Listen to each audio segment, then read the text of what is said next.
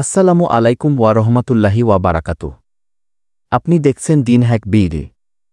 চলুন জেনে নেই আজকের গুরুত্বপূর্ণ বার্তাটি।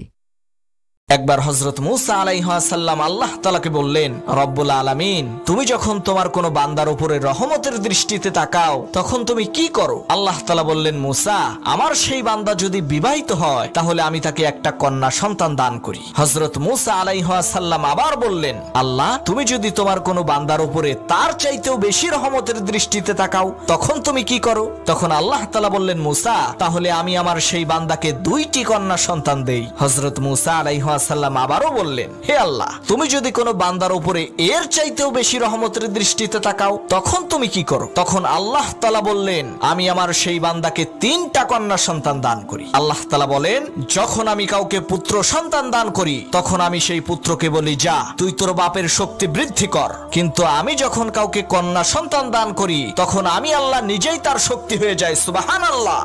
আলহামদুলিল্লাহ। আজকের ভিডিও এখানেই শেষ করছি। আপনার যদি ভিডিওটি ভালো লেগে থাকে তাহলে লাইক দিন, কমেন্ট করুন এবং শেয়ার করুন যাতে ইসলামের এই গুরুত্বপূর্ণ বার্তাটি আরও মানুষের কাছে পৌঁছে যায়।